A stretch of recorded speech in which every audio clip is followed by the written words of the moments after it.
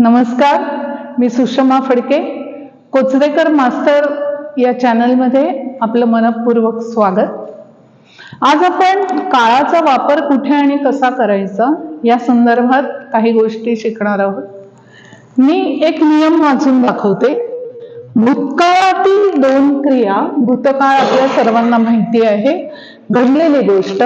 भूतकाळातील दोन क्रिया दाखवताना लांबलेल्या क्रियेला कंटिन्युअस पास्ट टेन्स, भूतकाळातील दोन क्रिया दाखवताना लांबलेल्या क्रियेला कंटिन्युअस पास्ट टेन्स म्हणजेच पूर्ण किंवा चालू भूतकाळ आणि छोट्या क्रियेला इंडेफिनेट पास्ट टेन्स म्हणजेच साधा भूतकाळ वापरावा. आपण दोन क्रिया घडत असताना काळ कोणता वापरावा हे आजच्या भागात शिकणार आहोत. मी परत एकदा सांगते, भूतकाळात दोन क्रिया घडत आहेत. भूतकाळात दोन क्रिया घडत असताना जी लांबलेली क्रिया असते त्याला कंटिन्युअस पास्ट टेन्स म्हणजे चालू भूतकाळ किंवा आणि छोटी क्रिया जी असते, छोट्या कालावधीची जी क्रिया असते त्याला इंडेफिनेट पास्ट टेन्स म्हणजे साधा भूतकाळ वापरायचा. हे कसं तर आपण उदाहरणासहित स्पष्ट करू.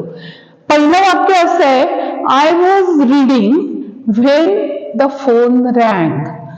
तर आय वॉज रीडिंग, रीडिंगची क्रिया जी आहे ही लांबलेली आहे, कारण आपण कितीही वेळ वाचत असू शकतो. त्यामुळे वाचण्याची क्रिया ही मोठी क्रिया आहे आणि म्हणून I was reading continuous past tense इथे वापरलेलं आहे. मोठी क्रिया, लांब कालावधीची क्रिया. आणि छोटी क्रिया कोणती आहे? The bell rang. बेल अगदी कमी कालावधीसाठी वाजली. इथे पूर्ण भूतकाळाचा वापर केलाय, इंडेफिनेट पास्ट टेन्स. आणि इथे कंटिन्युअस पास्ट टेन्स. क्रिया चालू असताना भूतकाळ चालू, भूतकाळात आय वॉज रीडिंग चालू, लांबलेली क्रिया, मोठी क्रिया, त्याला कंटिन्युअस पास्ट टेन्स आणि इथे इंडेफिनेट पास्ट टेन्स. तसंच पुढचं वाक्य आहे. आता इथे आपण लांबलेली क्रिया आधी घेतली, पुढचं जे वाक्य आहे त्यात आपण लांबलेली क्रिया नंतर घेतली. वाक्य कसं केलंय बघा. When they hit me. Hit हे क्रियापद, याचा वर्तमान काळ, भूतकाळ आणि पास्ट पार्टिसिपल सुद्धा एकच होतं. Hit, hit, hit. म्हणजे हिट हे वर्तमान काळ, हिट हा भूतकाळ, हिट हा पास्ट पार्टिसिपल. सो हिट हा भूतकाळ आहे, छोटी क्रिया आहे, साधा भूतकाळ आहे. When they hit me I was waiting on the bus stop. आता वॉज वेटिंग हा परत कंटिन्युअस पास्ट टेन्स आहे, अपूर्ण चालू भूतकाळ. आणि चालू भूतकाळ हा मोठ्या लांब कालावधीसाठी वापरतो. सो मी बस स्टॉपवर उभी होते, हा कालावधी मोठा आहे आणि ते मी बस स्टॉपवर उभी असताना मला मारून गेले, मारण्याचा कालावधी छोटा आहे. छोट्या कालावधीसाठी पूर्ण भूतकाळ किंवा साधा भूतकाळ आणि वॉज वेटिंग मोठ्या कालावधीसाठी कंटिन्युअस पास्ट टेन्स वापरला जातो. तिसरं एक उदाहरण घेऊ आपण. When they whistled at her she was walking in the garden. वाक्य समजून घ्या. ती जेव्हा बागेत चालत होती तेव्हा तिच्याकडे बघून शिटी वाजवली. आता व्हिसल्ड हा जो आहे हा छोट्या काळाचा क्रिया आहे. ही छोटी क्रिया जी घडते तिथे आपण परत इंडेफिनेट पास्ट टेन्स म्हणजे पूर्ण भूतकाळ वापरलेला आहे. व्हेन दे व्हिसल्ड ॲट हर, छोटी क्रिया, लांब कालावधी कोणता आहे? She was walking in the garden. So बागेत चालू असण्याची क्रिया ही जास्त कालावधीची आहे. इथे परत चालू भूतकाळ कंटिन्युअस पास्ट टेन्स वापरलेला आहे. परत एकदा मी हे वाक्य वाचते. जेव्हा भूतकाळात दोन क्रिया चालू असतात तेव्हा लांबलेल्या क्रियेला कंटिन्युअस पास्ट टेन्स म्हणजे आणि छोट्या क्रियेला इंडेफिनेट टेन्स म्हणजे साधा भूतकाळ वापरतो. या पुढची जी वाक्य आहेत ती थोडी बदललेली आहेत. ह्या वाक्यांचा अभ्यास करण्यासाठी आपण जरा इकडे बघूया. मी पहिल्यांदा वाक्य वाचते. It had been raining whole night when I left home. It had been raining whole night when I left home. वाक्याचा अर्थ काय? तर रात्रभर पाऊस पडत होता मी जेव्हा बाहेर पडलो तेव्हा. तर रात्रभर पाऊस पडत होता when I left home. मी बाहेर पडलो तेव्हा तो थांबलेला होता. पण रात्रभर पाऊस पडत होता. हे जे had been raining आहे ह्याला पास्ट परफेक्ट कंटिन्युअस टेन्स असं म्हटलं जातं. It had been raining I left home. इथे परत पूर्ण भूतकाळ, साधा भूतकाळ. आता हे वाक्य कसं वापरलंय? It was raining whole night when I left home. It was raining, continuous past tense. It was raining whole night. पाऊस किती वेळ पडत असेल? 3-4 तास, 5 तास पाऊस पडत होता. when I left home. मला कदाचित छत्रीची गरज लागली आहे का?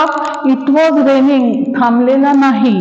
तसंच पुढचं वाक्य घेऊ म्हणजे तुम्हाला कळेल. Deepa was cooking when Rohit came home. जेव्हा रोहित घरी आला तेव्हा दीपा स्वयंपाक करत होती.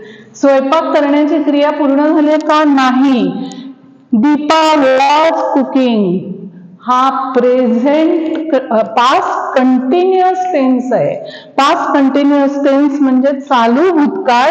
व्हेन रोहित केम होम पूर्ण भूतकाळ. रोहित घरात शिरला पण दीपा वॉज कुकिंग म्हणजे तिचं कुकिंग, शिजवणं, स्वयंपाक करणं पूर्ण झालं नव्हतं. जेव्हा आपण हॅड बीन वापरतो ते कसं वाक्य होतं? Deepa had been cooking when Rohit came. Deepa had been cooking म्हणजे ती शिजवत होती. मग ती भले 3 तास स्वयंपाक करत असेल, 2 तास करत असेल, 1 तास करत असेल, कालावधी मोठा आहे पण तो क्रिया पूर्ण झालेली आहे.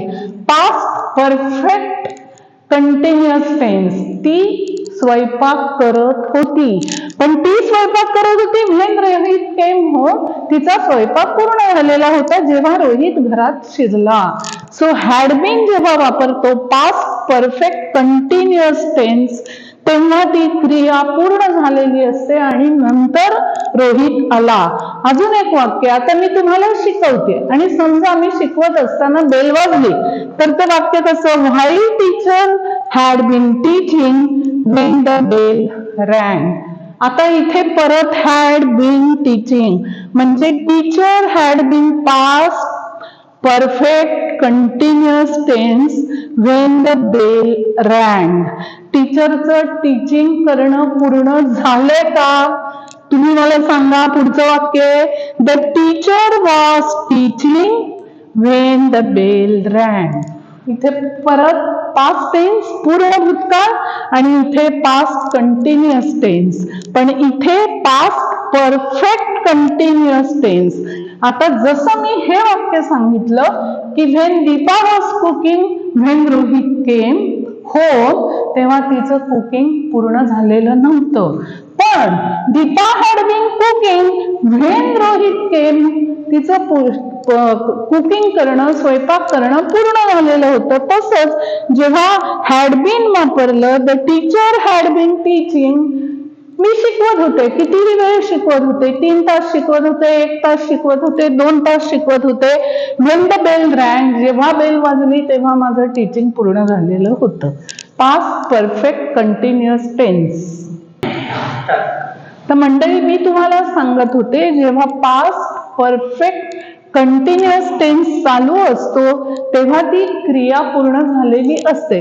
जसं मी मगाशी ह्या वाक्यात तुम्हाला म्हटलं it was raining whole night when I left home म्हणजे पाऊस चालू होता आणि मला छत्री घ्यावी लागली असेल. पण it had been raining the whole night I left home. मी जेव्हा घर सोडलं तेव्हा मला छत्री घ्यायची गरज भासली नाही.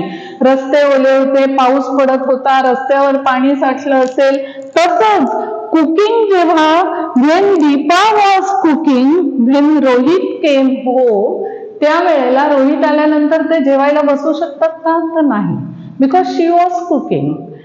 Past continuous tense. पण जेव्हा हॅड बीन येतं, Deepa had been cooking when Rohit came, तर रोहित आल्यावर दीपा आणि रोहित जेवायला बसू शकतात का? हो, ते जेवायला बसू शकतात, कारण कुकिंग करण्याची क्रिया पूर्ण झालेली आहे. सो जी क्रिया जास्त वेळ चालते तेव्हा त्याला had been past perfect continuous tense वापरला जातो. तसंच मी तुम्हाला सांगत होते की मी शिकवते आहे. While teacher had been teaching when the bell rang. मी शिकवत होते आणि बेल वाजली. माझं शिकवून पूर्ण झालेलं होतं आणि मग बेल वाजली. आणि इथे कसा फरक आहे? The teacher was teaching continuous past tense आहे. व्हेन द बेल रँग म्हणजे आता बेल वाजली, माझं बोलून पूर्ण झालेलं नाहीये, मी बोलते आहे, शिकवते आहे, पण बेल वाजली. सो इथे क्रिया पूर्ण झालेली नाहीये.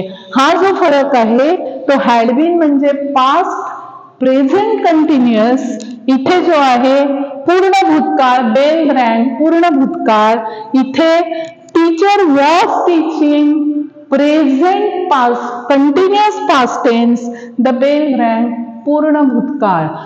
तर मित्रांनो हे लक्षात ठेवा, आपण भूतकाळातील दोन क्रिया चालू असताना मोठ्या कालावधी ज्या क्रियेला वापरलं, ज्या क्रियेला जास्त कालावधी लागतो तिथे आपण कंटिन्युअस पास्ट टेन्स म्हणजे पूर्ण किंवा चालू भूतकाळ वापरतो, आणि जी क्रिया छोटी असते त्याच्यासाठी इंडेफिनिट पास्ट टेन्स म्हणजे साधा भूतकाळ वापरतो.